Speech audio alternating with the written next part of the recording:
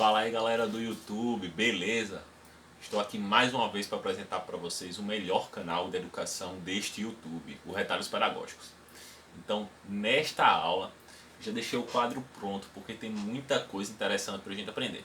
Então, nessa aula é a continuação da aula de História da Educação e eu quero apresentar para vocês a história da escrita. Por que a história da escrita? A história da escrita, ela é o marco entre a história e a pré-história. A gente estava vindo lá do Australopithecus, a gente viu que eles tinham uma educação prática, né, pelo exemplo, né, uma educação prática pelo exemplo. E aí a gente viu que ao longo das evoluções humanas, aquelas habilidades foram cada vez mais aprimoradas, né, ao longo de toda a educação. E aí a gente conseguiu, já com o Homo de Neandertal, já ter um pouco de arte, ou seja, uma educação teórica, né? Então, a gente vai passando a educação da prática para a teórica e aí a gente vai culminar na escrita propriamente dita, né? Porque esses homens de Neandertal já tinham desenhos, já tinham jarros, que eles faziam algumas inscrições neles, e aí já vai ter o ritual, já vai ter o culto funerário, né? E o que é o culto funerário no final das contas? É a ideia de que a gente tem um passado, né? Então você cultua o passado, e para cultuar o passado, você também vai cultuar o presente e cultuar o futuro de certa forma, né? Para as próximas gerações, e aí você tem a ideia de tempo, né? A própria ideia de tempo. Então, esses primeiros seres humanos, que no caso não é o Neandertal, o Homo sapiens também, ele vai ter essa ideia de tempo, que é uma observação muito abstrata da realidade, e aí eles vão culminar na criação da escrita propriamente dita. Então, para a gente começar, eu quero relembrar aquela parte da educação prática e teórica. O ser humano, ele começa com a educação prática pelo exemplo. Pelo exemplo.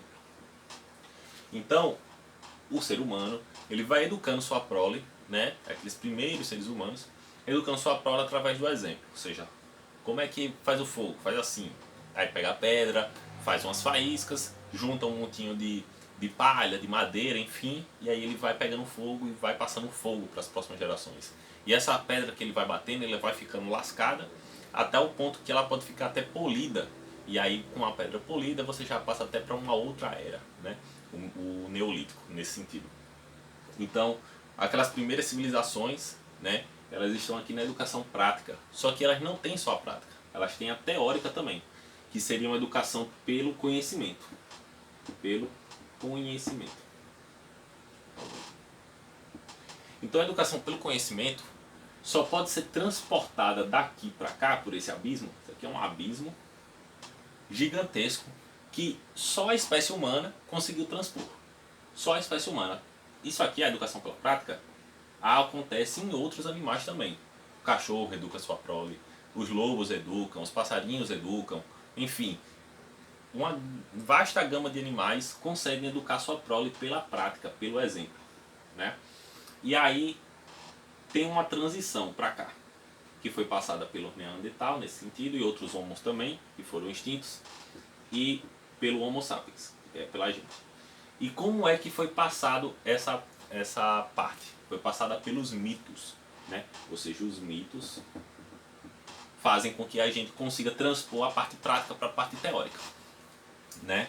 Então, essa é a importância do mito, né? É a possibilidade de você transpor uma parte prática para uma parte teórica. E aí uma parte puramente humana, que é o que nos distingue dos outros seres humanos como seres racionais, nesse sentido, né? O cachorro, ele é racional, mas ele não tem a racionalidade teórica. Ele não consegue teorizar sobre as coisas, nesse sentido, né? E aí, com o passar do tempo, esses seres, eles não conseguem absorver tudo na memória, né? E aí eles vão fazer desenhos nas cavernas, vão pintar, enfim, vão fazer várias coisas, né? Esses desenhos aqui eles já começam há 40 mil anos atrás, e aí ele vai evoluindo, esses desenhos, né? O pictograma é um desenho completo de algum significado. Por exemplo, se eu desenhar um cavalo, por exemplo, eu quero dizer para você o que é um cavalo marinho. Então eu vou só apagar aqui, para facilitar. espero que vocês tenham entendido essa parte da teoria, né? Porque isso é o que baliza toda a educação, deveria balizar. Nesse sentido, né? Nessa parte até no estudo da história, porque a gente precisa saber de onde a gente veio nesse sentido, né? Então, se eu quero falar para vocês o que é um cavalo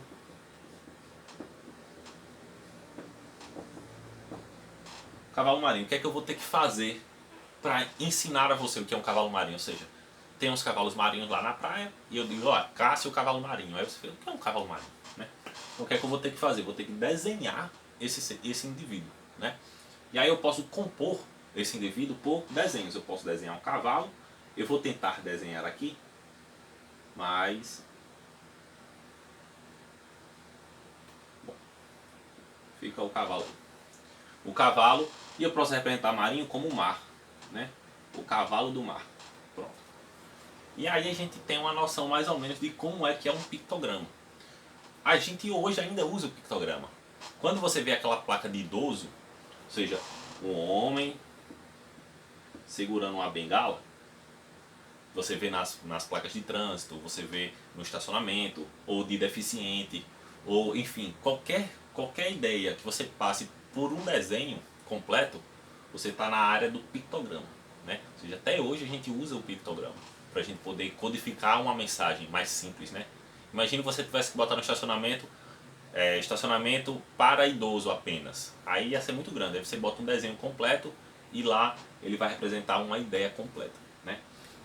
Então esse é o pictograma. E aí a protoescrita, ela é uma escrita, não é uma escrita propriamente dita, porque protos é antigo, é antes, né? E nesse sentido, a protoescrita ele é uma representação não das palavras, mas de abstrações. E a gente usa isso muito hoje em dia. As notações matemáticas, nesse sentido. Aqui vão ser as notações musicais. Notações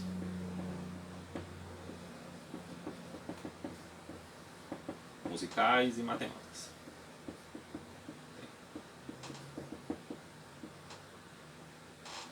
Pronto. As notações musicais, aqueles símbolos de sol, quando você vê numa tablatura, enfim, todas as notações musicais de pausa, de timbre, né? Enfim, todas elas vão ser notações de protoescrita. Eles não estão querendo falar algo, ou seja, a gente abstraiu as noções, né, de algumas coisas e aí a gente está produzindo elas.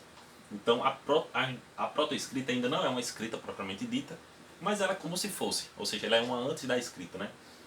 Então a gente usa algumas formas para poder representar números também. Os números não existem necessariamente, né? Você não consegue ver o número 2, né?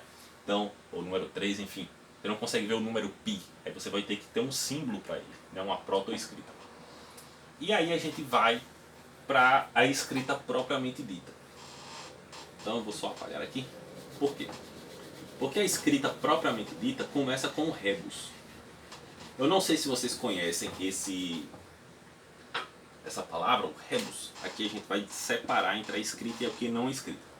O rebus é uma forma de você poder nomear as coisas de uma forma mais simples. Por exemplo, se eu quero dizer o meu nome, Maurício, ou seja, Maurício.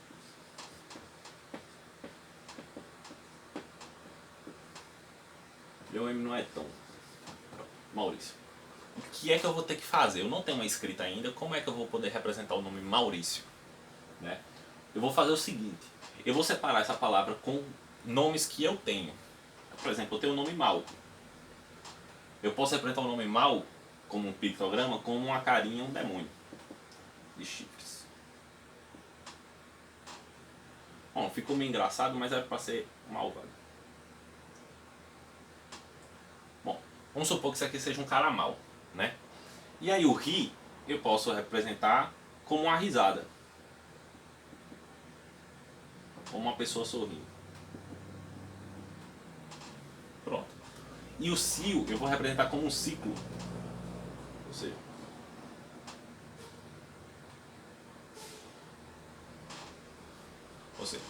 eu consegui representar meu nome completo através de símbolos, ou através de rebus, né? Até hoje, se você for andar no Facebook, no Instagram, vai ter lá aquelas... Descubra o nome do filme, aí tem uma berinjela, não tem não sei o que, né? e aí tem uma bola de basquete, tire 2 bolas de basquete e assim, etc. Aí você vai descobrir o nome do filme, né? Tem muitos exemplos desse tipo.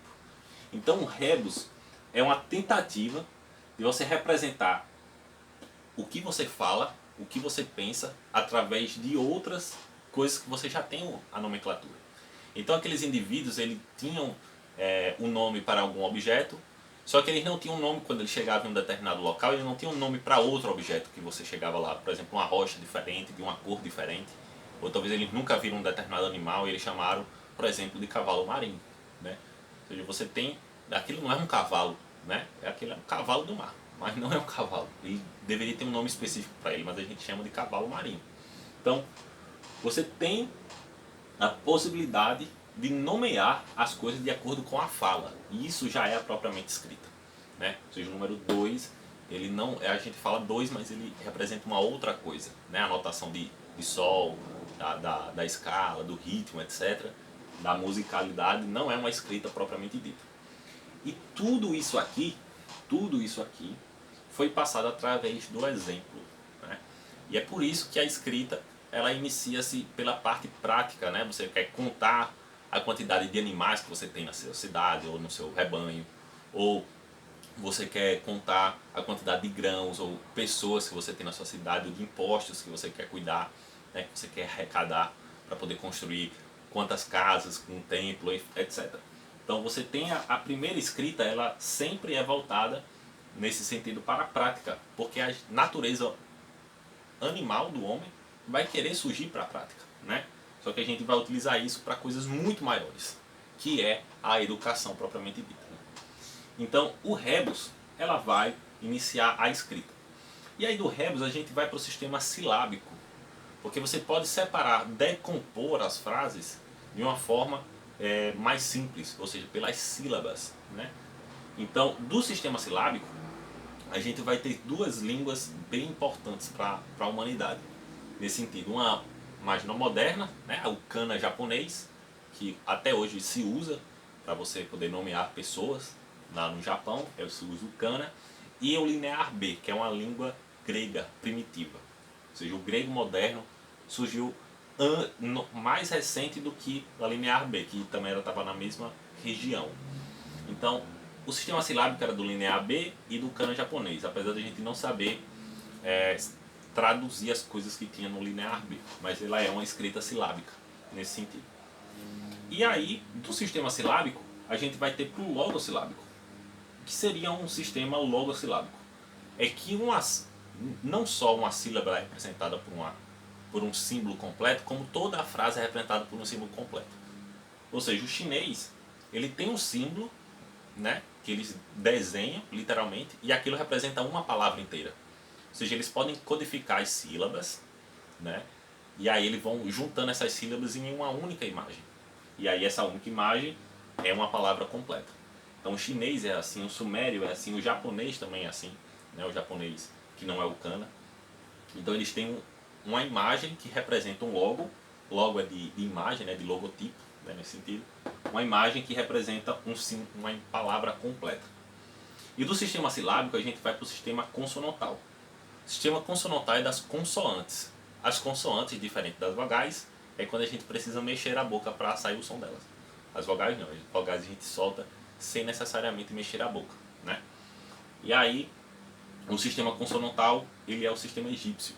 Ou seja, os egípcios, eles já eram um sistema mais moderno que o silábico, que o japonês moderno, por exemplo, ou que o chinês. Os egípcios, aqueles desenhos, né, os hieróglifos, eles representam sílabas consonantais. E aí você consegue nomear as pessoas de acordo com as consoantes. Ou seja, eles têm um sistema consonantal completo. E é muito complicado esse sistema consonantal, porque eu não consegui ver outras línguas que são sistema consonantal completo. E aí a gente vai para o sistema muito mais moderno, que é o sistema alfabético. Do sistema alfabético a gente vai ter o sistema alfabético consonantal também, que vai separar os fonemas, né? Mais importantes vão ser as consoantes, que é o fenício, que é a língua que deu origem ao grego moderno, né? O fenício, o hebraico e o árabe. Então essas línguas são consonantais. Eles representam muito mais a consoante do que a vogal, como as línguas, que no caso essa é a fonética, que é o grego, o latim, o português, o italiano, o espanhol. Então várias línguas elas são fonéticas, né? E das línguas fonéticas a gente vai ter a logofonética.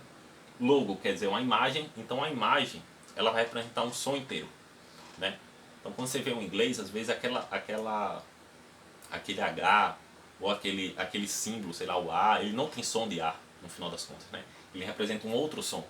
Por isso que é logofonéticos, porque determinados conjuntos de letras formam um som distinto que, se ela fosse formada de outra forma, não seria daquele som, mas o português não. E aqui a gente já vê uma coisa importante e prática que a gente tem do nosso estudo de história, que é o seguinte: se a gente aprende português, a gente deveria aprender outras línguas fonéticas primeiro, porque facilita a nossa linguagem, né? Estudar o latim era mais importante que estudar o inglês, estudar o grego é muito mais importante que estudar o inglês. Por quê? Porque o aluno, a criança, ela não tem tanta maestria em você aprender símbolos diferentes. Quando você está aprendendo um, se você aprender outro que seja parecido com a sua, facilita enormemente a educação da criança. Então, facilitaria muito você aprender português e espanhol, por exemplo, ou português e italiano, ou português e latim, ou português e grego. Até porque as línguas latinas e gregas, elas são a origem da nossa, né? Então a gente conseguiria pegar muito mais fácil, porque muitas das nossas palavras vêm do grego e do latim. E aí as crianças se enriqueceriam muito mais, porque elas passariam daquela parte prática para a teórica. Para a teórica muito mais simples, né? Ele teria esse gap, porque aprender o latim não é simplesmente para você ter uma prática em si. Não, você aprende o latim para você ter um aprendizado muito maior da sua própria língua. É uma prática, mas não é uma prática, é uma sabedoria, é uma teórica. Então, os alunos se enriqueceriam muito mais com isso, né? Então, basicamente, essa é a evolução da escrita. Ou seja, a gente começa aqui 40 mil anos atrás, quer dizer, 42 mil anos mais ou menos, 42 mil anos atrás, ou 40 mil anos antes de Cristo. E aí o pictograma também vai surgir mais ou menos na mesma época. Aliás, a gente ainda não deixou de usar ela. A protoescrita já é muito mais recente, né? A protoescrita surgiu aí mais ou menos há 5 mil anos, há 7 mil anos no caso. O rebus vai ser muito também mais recente do que a protoescrita, enfim. E aí o restante a gente continua usando até os dias de hoje. Então, aprender a história da escrita, ela é aprender a própria história da educação. Por quê? Como é que esses indivíduos, o sumério, como é que é o grego antigo, os egípcios, como é que eles passaram essa educação para as próximas gerações. E aí eu quero citar dois trechos do livro que basicamente está passando essa aula, que é a escrita de Andrew Robinson. É um livro de bolso, muito barato e muito importante para a educação. Então eu quero deixar esses dois trechos que é muito, muito, muito bacana. Eu vou deixar isso também na descrição do vídeo, porque aí facilita para vocês a poderem acompanhar junto comigo. Um dos trechos é o seguinte: é um rei egípcio, que ele está falando ao deus Tote. Tote. Se escreve assim, deus Tote. O deus Tote é o deus da escrita dos egípcios, né? E ele fala o seguinte, o rei, ao deus: você não inventou o elixir da memória, mas da lembrança. E você oferece aos seus pupilos a aparência de sabedoria, e não a sabedoria verdadeira. Porque eles lerão muitas coisas sem explicações e por isso parecerão saber muitas coisas, quando em grande parte são ignorantes. Leia aí novamente você, pause o vídeo aí, qualquer coisa, e leia novamente essa frase, essa oração aí completa, né? Ou seja, o Deus, o rei, ele passou conversando com o próprio Deus, né? Porque os reis egípcios eram o próprio Deus, nesse sentido também, né? Ou seja, era um parente, podemos dizer assim. E aí ele fala o seguinte: olha, você que inventou a escrita, você não inventou o elixir da memória. Ou seja, aprender a escrever, ou a ler, nesse sentido, não é dar uma sabedoria muito maior para você. Por quê? Porque às vezes você lê muitas coisas e acha que sabe muitas coisas. Quantas pessoas, hoje principalmente, quando tem muita informação, e principalmente fake news, né, que já está muito mais na moda, quanta informação você lê, parece que você sabe de algo, aí chega 2 dias depois e diz que aquilo é mentira. Né? E aí você fica em confiar em quem? Né? Você fica, ou seja, você parece que sabe muita coisa, mas na verdade você não sabe de nada. Né? Ou seja, você não inventou o elixir da memória. A memória ainda vai ter que depender de você que está assistindo esse vídeo, que vai depender, e não vai depender da escrita. Porque se você está ouvindo essa aula, você pode decorar muito mais coisas do que você tivesse lido, talvez, esse livro. Né? Então, o elixir da memória ainda está na sua mente. O que a escrita faz é uma lembrança, que, claro, ajuda muito, né? Mas não é a memória propriamente dita. Né? E aí você traz aos pupilhos aquelas pessoas que sabem escrever, elas acham que sabem alguma coisa, eles têm a aparência de sabedoria. Né? Aquelas pessoas que têm repertórios imensos, que quando você chega, você vê um debate, e você, caramba, aquele cara ali é excepcional, né? Mas no final das contas é um conteúdo vazio. Né? Ou seja, Sócrates, por exemplo, a gente tem 2 educadores assim fenomenais no Ocidente. O primeiro deles é Sócrates. Sócrates nunca escreveu uma palavra. Sócrates nunca escreveu uma palavra. Toda a educação dele foi através do oral, uma educação oral. Né? E nem por isso ele deixou de ser o pai da filosofia. Ele combatia quem, no final das contas? Ele combatia os sofistas. Os sofistas são aqueles que vendem a palavra em troca de recursos. Né? Ou seja, eles usam a linguagem, eles usam a escrita, usam a leitura para ter benefício próprio. Né? E a gente tem um outro que não é um personagem qualquer, é o próprio Deus, que seria Jesus. Jesus também nunca escreveu nada. Ele só tem uma passagem na Bíblia que ele escreve no chão. Né? Ele está fazendo alguns rabiscos no chão, ninguém nunca conseguiu ler aquilo, nem os apóstolos leram, porque o vento passou e levou tudo. Né? Ou seja, Jesus nunca, toda a educação que ele passou para os discípulos, toda ela foi através da oralidade e não da escrita. Né? E isso é uma beleza grande, porque a Bíblia, ela é o livro sagrado para a gente que é cristão, mas é muito mais importante o que Cristo passou para os apóstolos, que passaram para os outros apóstolos, que passaram para os outros, que é o que a gente chama de tradição. Né? Ou seja, é muito mais importante isso.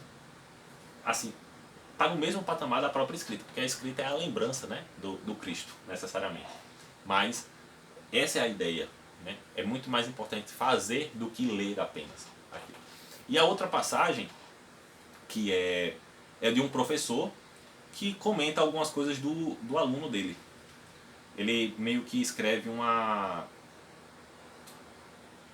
deixa eu pegar aqui. Isso aqui foi um escrito que conseguiram decifrar, evidentemente, há 2000 anos antes de Cristo, ou seja, há 4000 anos foi escrito isso aqui. E aí é tipo como se fosse um diário de um professor que fala sobre seu aluno que já chegou, era um escriba iniciante e aí ele chegou à maioridade. Né? E ele fala o seguinte, ó, dias na escola. Né? O aluno falando, né? Ele fala, o professor que escreve isso para ele. Meu diretor leu minha tábua e disse, está faltando alguma coisa, e me puniu. Naquela época, um após outro, quase todos com autoridade encontravam uma desculpa para me dar punição. Então eu comecei a odiar a arte dos escribas e negligenciar a arte dos escribas. Ou seja, a escrita não é, para o egípcio, não é simplesmente uma coisa qualquer, é uma arte propriamente dita. Né? Ela tem uma caligrafia brilhante, eles desenham aquilo como uma excepcionalidade gigantesca. Né? E eles tinham um cuidado muito grande por aquilo. Então o aluno, ele estava aprendendo e quando continha um erro, o professor dele punia ele.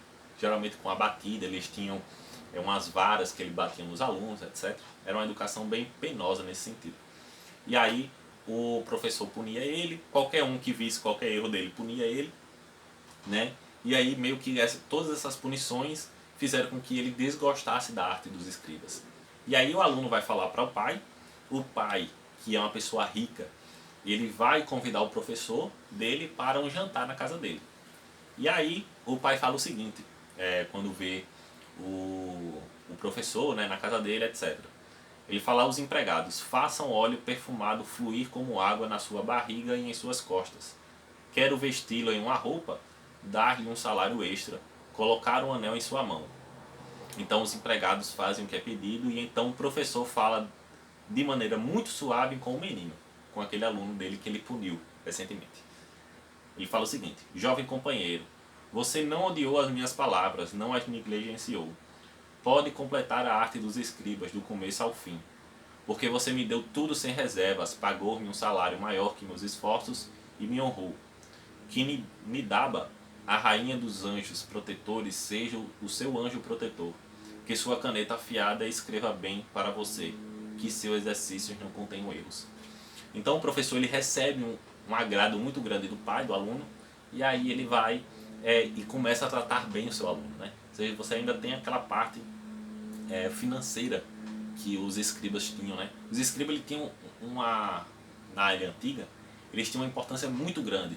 Eles trabalhavam principalmente com tudo. Você que sabia ler e escrever, você trabalhava em qualquer coisa, basicamente.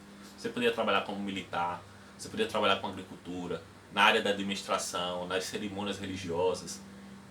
Enfim, qualquer parte era necessário um escriba para poder fazer a contabilidade, poder deixar aqueles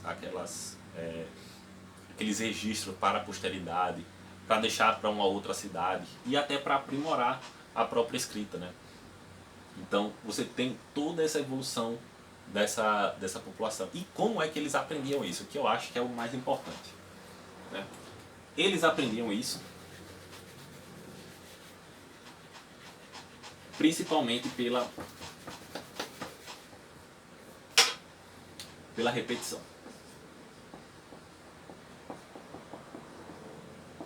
Pela repetição. Ou seja, era uma educação penosa, era uma educação para elite.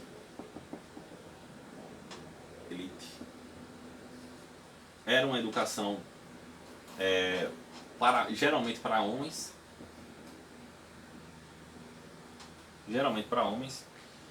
E o que é que ela pode nos ensinar isso? Que a repetição para a escrita ela é a única forma de você aprender a escrever. Não tem outra forma. Ou seja, pedagogicamente, se você escreve pouco, você sabe pouco. E se você escreve pouco, você também lê pouco. E se você lê pouco, você não aprende tantas coisas. Apesar de que aquela questão que ele fala, né, o que o rei fala ao Deus, que às vezes você tem a aparência, você cria o elixir da lembrança e não da memória, pra gente que tem muita informação, é imprescindível a arte da escrita e da leitura. Apesar de que ela pode, em determinados casos, ser usada de outra forma. Porque não é só o alfabeto que é importante. Se você sabe a protoescrita, se você sabe a linguagem musical, a música, então, é muito importante também. Se você sabe a matemática,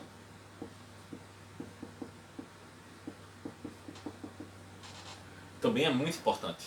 Então, há outras linguagens que existem que é importante a gente saber também, né?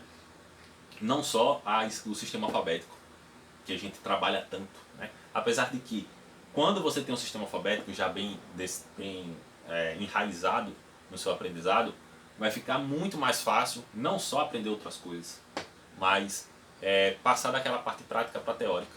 Mas boa parte dessa educação também há que ser dada também pela construção dos mitos, né?